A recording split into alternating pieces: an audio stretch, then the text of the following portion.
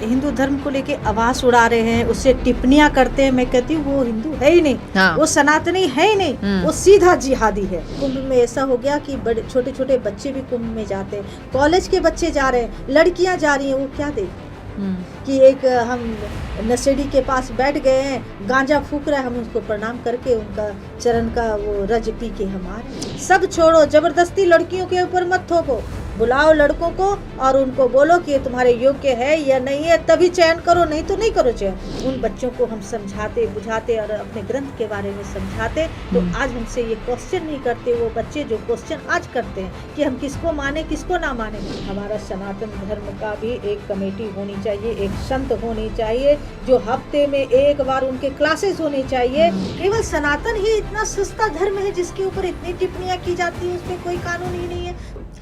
नमस्कार, आप देख रहे हैं इंडिया न्यूज। आपके साथ मैं सृष्टि मिश्रा। आज मेरे साथ एक बेहद खास मेहमान हैं और एक खास मुद्दा हम लेकर आए हैं जिसको लेकर तमाम विशेष जानकारी हम लेंगे। मेरे साथ मौजूद है दुर्गाचार्य कंचन भवानी जी। बहुत स्वागत, बहुत शुक्रिया इंडिया न्यूज पे आने का आपका दुर्गाचार्य जी। और देखिए, हर हर महादेव, हर हर महादेव। और देखिए, मेरा सवाल आपसे सबसे पहला होगा, आजकल सनातन धर्म को लेकर अगर हम देखें तो तमाम यहाँ पर जानकारियां जो हैं वो गलत तरीके से फैलाई जा रही है और ये कहा जा रहा है कि इस धर्म में जो भी खराबी है उसे हिंदू समाज के लोग क्यों नहीं देखते हैं और उंगली दूसरे समुदायों पर क्यों उठाते हैं। और इसके साथ ही आपने देखा होगा दुर्गाचार्य जी, कई बार हमारे देवी देवताओं को लेकर उपहास किया जाता है और गैर समुदाय तो छोड़िए, कोई कोई तो हिंदू ऐसे व्यक्ति हैं जो सनातन को लेकर अपमानजनक बातें कहते हैं, टिप्पणी करते हैं और उपहास करते हैं।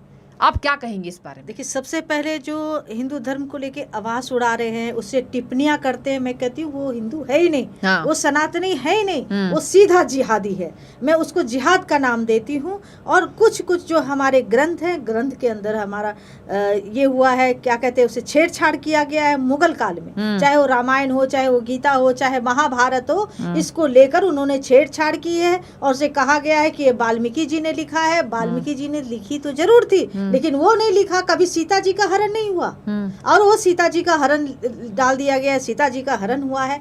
तो ये सब जो चीजें हैं सिर्फ हिंदू धर्म को बदनाम करने के लिए लोग हंसे, ये जिहादी लोगों का काम है। जैसे जब मुगल आए थे यहाँ पे भारत में तो उन लोगों ने यही काम किया कि हमारा सनातन धर्म, हमारा जो ग्रंथ है, इस पे जब तक छेड़छाड़ नहीं की जाएगी तब तक ये जो है हिंदू आपस में ही ऐसे ही लड़ते रहेंगे। कोई कहेगा हमारा ग्रंथ ही गलत है। अब पॉलिटिकल हो रहा है ना, पॉलिटिक्स हो रही है, पॉलिटिक्स इस पे पुरजोर तरीके से हो रही है। अब देखिए, जो बड़े दुर्भाग्य की बात है सृष्टि जी कि आज जो है अपोजिट पार्टी कहती है कि सनातन धर्म ऐसा है, रामायण भी जलाया गया था, उस पे ये लोग कुछ नहीं करेंगे।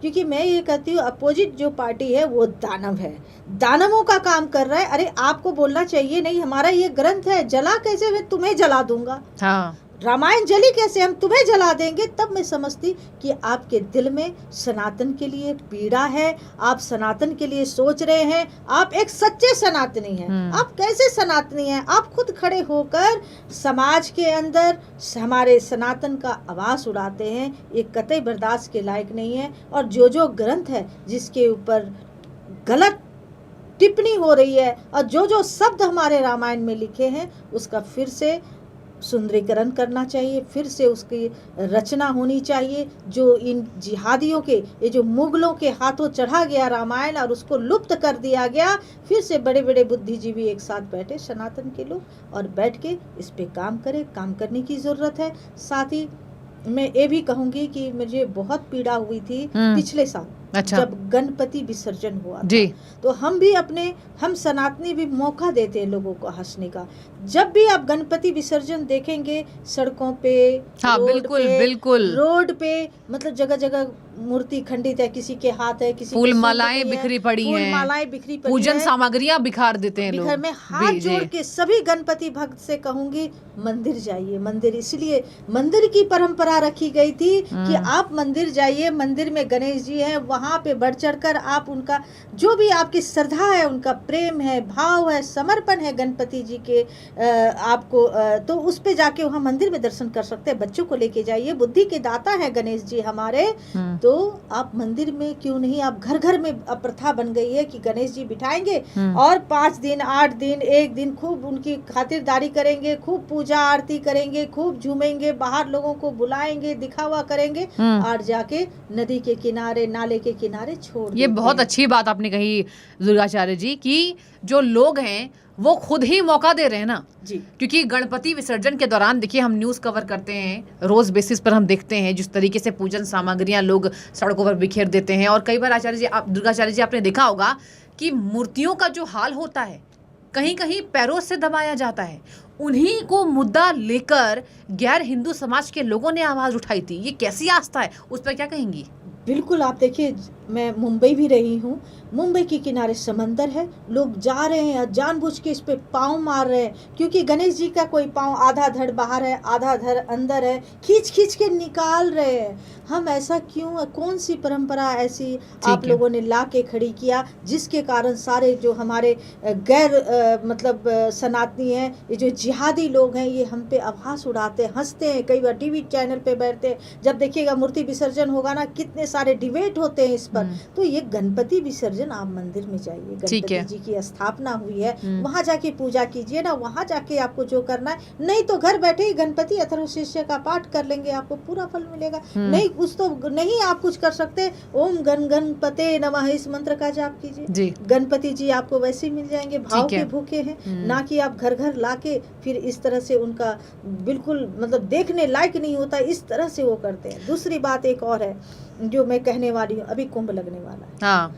तो जो कुंभ में पैसे मिलते हैं, अभी मुझे बहुत लोग टिप्पणी कर रहे हैं, मैं एक अपने पॉडकास्ट में बोली कि ये जो ये लोग हुक्का, गांजा, चरस, हफीम का सेवन करते हैं साधु, वो साधु नहीं है, क्योंकि नशा तो किसका होना चाहिए?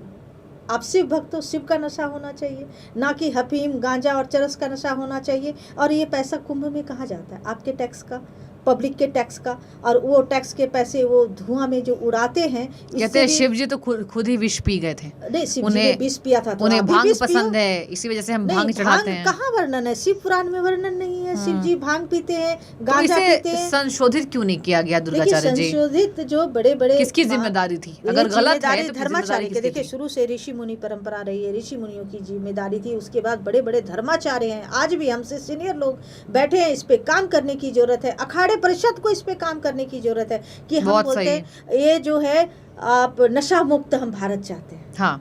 हमारे यंगस्टर जाते कुंभ में। आजकल आपको मालूम है, अब कुंभ में ऐसा हो गया कि बड़े छोटे छोटे बच्चे भी कुंभ में जाते हैं, कॉलेज के बच्चे जा रहे हैं, लड़कियां जा रही हैं। वो क्या देख रहे हैं कि एक हम नशेड़ी के पास बैठ गए हैं, गांजा फूक रहा है, हम उसको प्रणाम करके उनका चरण का वो रज पी के हम आ रहे हैं। ठीक है दुर्गाचार्य जी, एक और देखिए सवाल उठाया जाता है हिंदू धर्म पर, और वो है सीता जी के विवाह को लेकर कि जब वो 6 वर्ष की थी, तमाम बातें आपने देखी होंगी और मुझे ऐसा लगता है कि आपने इसके लिए काम भी किया होगा।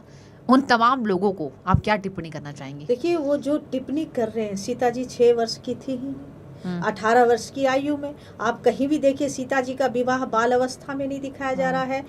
जब भगवान राम धनुष तोड़ते हैं, जब वहाँ पे रखा गया विवाह का उत्सव, और जब सीता जी आती हैं तो सीता जी कितनी बड़ी थी? सब जगह वर्णन है कि 18 साल की थी, और 18 साल की आयु में उनका विवाह होता है। कहीं वर्णन नहीं है कि 6 वर्ष की आयु में, क्योंकि जो जिहादी तो ये फैलाया किसके द्वारा गया? जिहादियों ने। देखिए, वर्णन तो वाकई नहीं है, हम भी बचपन से यही पढ़ रहे हैं कि प्रत्यंचा जब चढ़ाई जाती है उसके बाद चयन होता है, श्री राम जी दरबार में आते हैं। अब देखिए, सीता जी का भी एजुकेशन हुआ होगा, पढ़ाई हुआ होगा, गुरुकुल गई होंगी, वो भी उन्होंने भी शिक्षा ग्रहण की होगी। 6 साल में क्या आयु होती है कि विवाह हो जाए? कहीं वर्णन नहीं है। साथ ही ये जिहादी लोगों ने पता है क्यों किया ऐसा? क्योंकि उनके पैगंबर ने 9 साल की लड़कियों से विवाह किया है अपनी बेटी से। तो ये क्या कहे, जैसे कि ब्रह्मा जी को लेके वर्णन है। जी, मैं आने ही वाली थी। हाँ, ब्रह्मा जी का वर्णन है कि वो बेटी से ही विवाह कर लिए थे, बेटी से ही बच्चे पुत्र को जन्म दिए, क्योंकि इनके पैगंबर ने ऐसा किया है।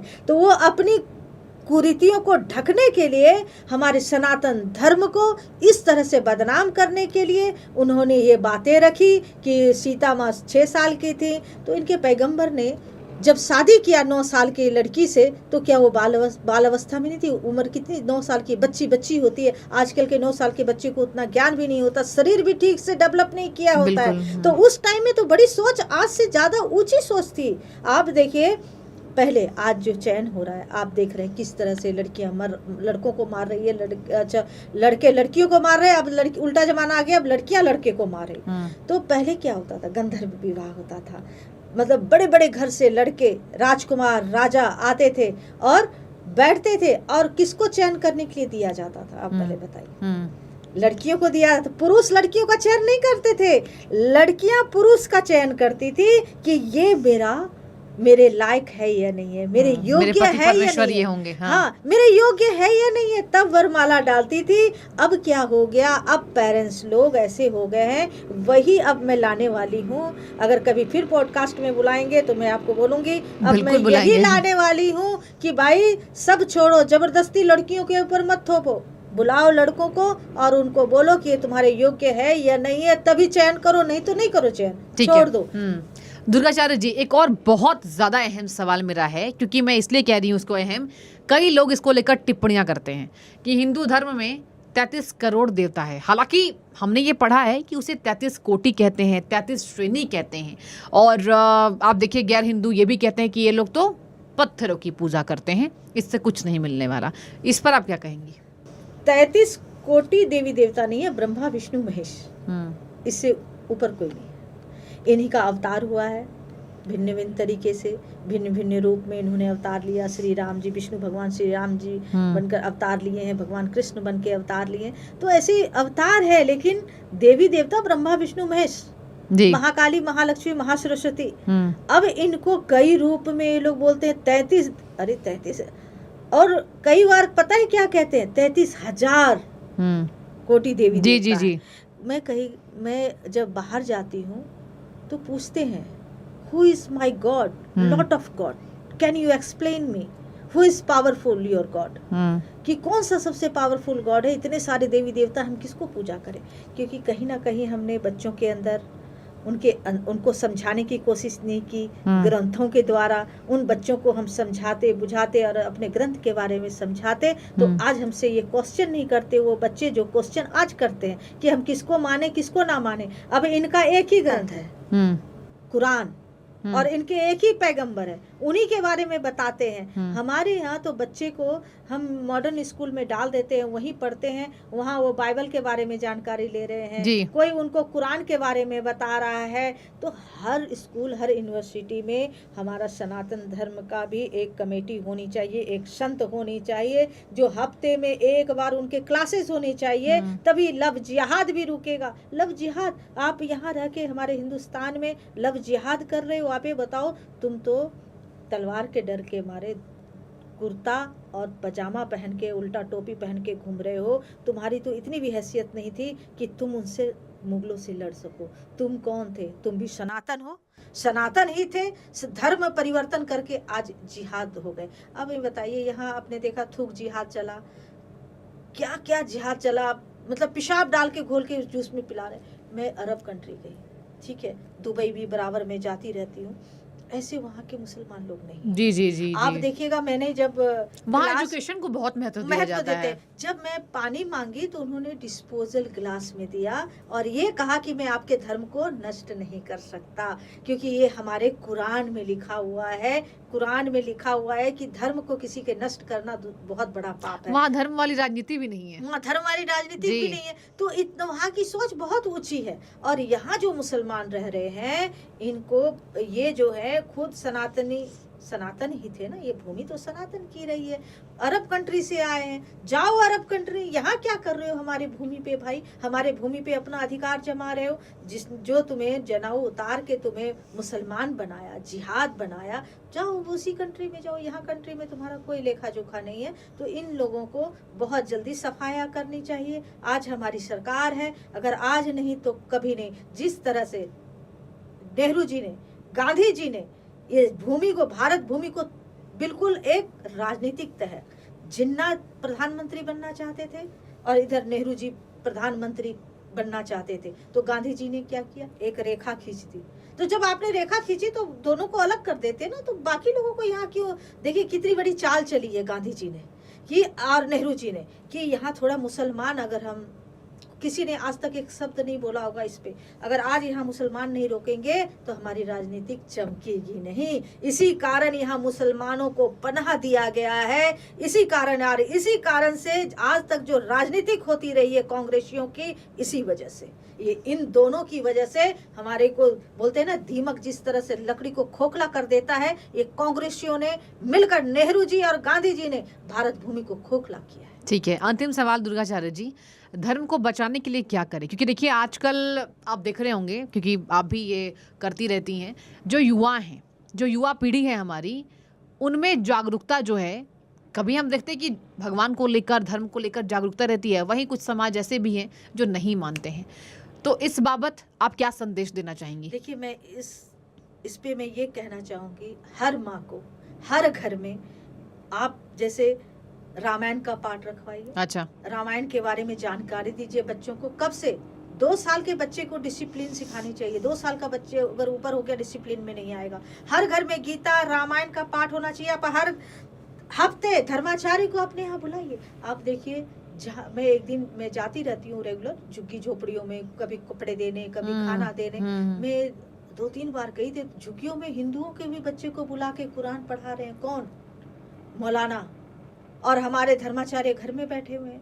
धर्माचार्य का काम है घर घर जाके अलग जगाइए, तब हमारी बच्चियां टारगेट नहीं होगी, जिहादियों के चक्कर में नहीं पड़ेगी। मैंने आज से लेके 3000 लड़कियों का रेस्क्यू किया है, आप यकीन कीजिए। अच्छा, 3000 लड़कियां? बिल्कुल। और 20 वर्षों में 3000 लड़कियों का अच्छा, रेस्क्यू किया। 20 सालों से आप ये लगातार कर समाज को बचाने के लिए। आप ये सोचिए, उनकी मानसिकता ऐसी हो जाती है ना, वो अपने माँ बाप को भी नहीं समझते। अच्छा, अभी लेटेस्ट 1 साल पहले लड़की का, हमने 20 साल लड़की का रेस्क्यू किया है, और लड़की का हम नाम नहीं लेंगे, मतलब ब्राह्मण कुल की लड़की थी। और जब वो, उसकी माँ को हम इतना जानते हैं अच्छी तरह से, वो बेचारी हार्ड वर्क करती है, पिता नहीं है, हार्ड वर्क करती है, दिन रात बड़ी मुश्किल से चप्पल घीस के वो बेचारी इतना काम करके आती है। तो कहती है मेरी माँ मुझसे धंधा कराती है, क्योंकि ऐसा ब्रेन वॉश करते हैं वो लोग कि माँ के खिलाफ बोलेंगे, पेरेंट्स को देखना नहीं चाहेंगे, और ये लोगों को लगेंगे जैसे आज ये कई वर्षों से इन्होंने इसको पाला हो। अच्छा, मैंने तो उसको एक थप्पड़ लगाई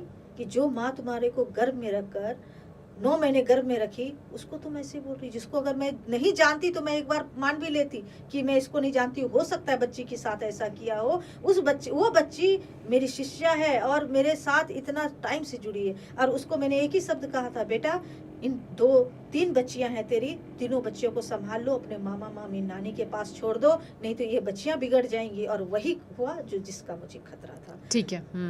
और अंतिम में मेरा आपसे अंतिम सवाल यही होगा कि आज जो तमाम सनातनियों को आप क्या संदेश देंगी? क्योंकि जो टिप्पणियां की जाती हैं, जो यहाँ पर फफ्तियां कसी जाती हैं सनातन धर्म को लेकर, एक बदनाम करने की कोशिश आप देखिए, और ये भी कहा जाता है कि सनातन पर कमेंट कर दो, तुम्हारा कुछ नहीं बिगड़ने वाला है। बहुसंख्यक समाज पर कमेंट करना सबसे ज्यादा इजी हो गया है, उस पर क्या कहेंगी? अंतिम सवाल उस पे कड़ा कानून बनना चाहिए, कड़ा कानून। फैशन हो गया आजकल, फैशन हो गया कि आप हिंदू धर्म पे आप इनके कुरान के ऊपर उंगली उठा के देखिए, आपका सर तन से जुदा हो जाएगा। हुआ था ना निपुर शर्मा के केस में, कन्हैया ने आवाज उठाई, उसको काट दिया गया। ऐसे कई ऐसे केसेस हैं। केवल सनातन ही इतना सस्ता धर्म है जिसके ऊपर इतनी टिप्पणियां की जाती है, उस पर कोई कानून ही नहीं है। तो इस पे कड़ा कानून बनना चाहिए। सरकार से भी निवेदन करती हूँ, धर्माचार्य से भी निवेदन करती हूँ कि इस पे कड़ा से कड़ा एक्शन लिया जाए और एक कड़ा कानून बना जाए, ताकि आज के बाद उनका कोई भी अधिकार नहीं बनता कि हमारे सनातन पे कड़ी टिप्पणी करे और कोई उंगलियां उठाए। ठीक है दुर्गाचार्य जी, बहुत शुक्रिया इंडिया न्यूज़ पर आने के लिए, अपनी टिप्पणियों को दर्शकों तक साझा करने के लिए आपका बहुत बहुत आभार। धन्यवाद। हर हर महादेव। हर हर महादेव। हर हर।